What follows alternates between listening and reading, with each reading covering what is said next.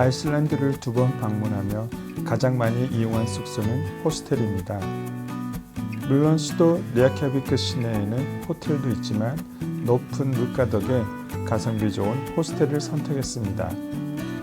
9월 방문 때는 여름 성수기가 지난 후라 예약하는 데는 큰 어려움이 없었고 다인실도 혼자 아니면 2명이 넉넉히 썼습니다.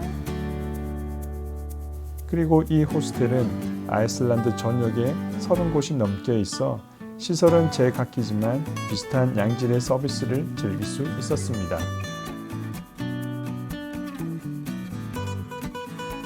인적짐은 아이슬란드를 여행하다 오래된 역사를 간직한 집에서 하룻밤 머무는 것은 특별한 경험을 줍니다. 호텔은 물론 호스텔도 없는 지역에 갈 경우에는 에어비앤비를 사용했는데요. 주인분들은 대부분 집을 통째로 빌려주시고 냉장고에는 음식도 채워주셔서 정말 편히 지냈습니다. 어떤 곳에서는 아예 요리를 할 수 없어 조금 불편했는데 예약 전 확인하셔야 합니다. 전 아이슬란드를 여행하며 숙소를 미리 정해두지 않고 해가 떨어질 때면 가까운 숙소를 찾아 머물렀는데요. 물론 모두에게 추천하는 방식은 아닙니다. 그리고 여름 성수기에는 아무래도 당일 예약이 어려울 테니 사전 예약을 하셔야 합니다. 여름에는 캠핑도 괜찮겠네요.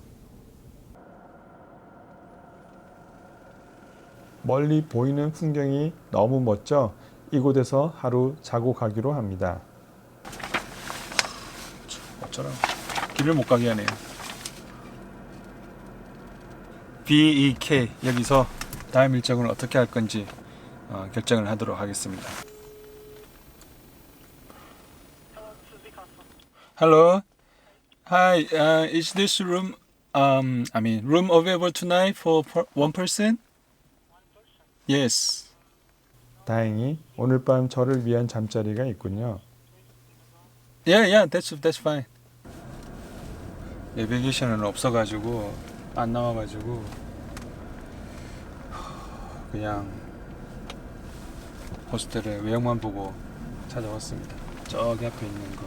When possible, make a U-turn. 분명 맞는 도로로 왔는데 내비게이션은 자꾸 돌아가라고 하는군요. 제대로 찾아왔습니다.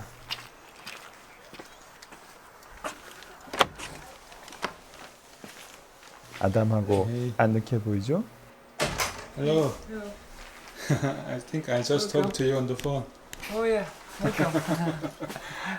Can you please fill this for me with your name, nationality and email address? Okay.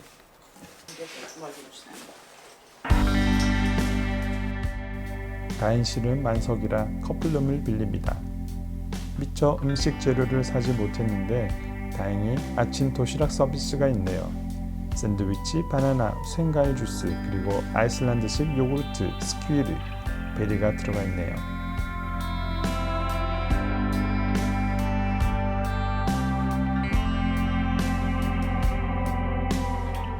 전 영화를 보러 갈 때도 최대한 사전 정보 없이 극장에 가는데요.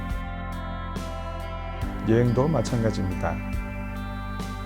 아무런 기대 없이 다다른 곳이 주는 예상치 못한 설렘과 놀라움이 있기 때문입니다. 여기 바다로 난 비크의 절벽처럼 말이죠.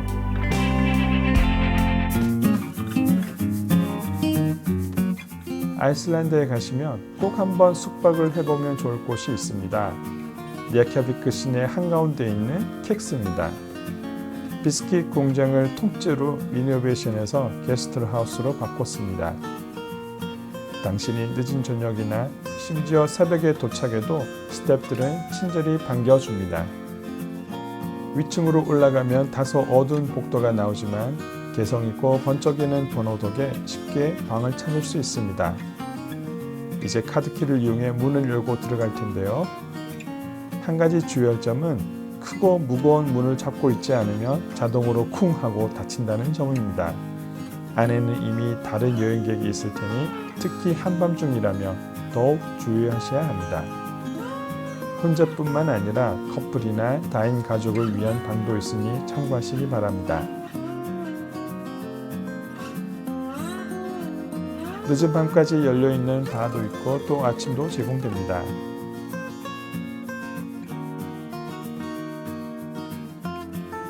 One more cup of coffee before I go. 길 떠나기 전 커피는 필수죠. 숙소 바로 앞에 이렇게 멋진 산책로라니.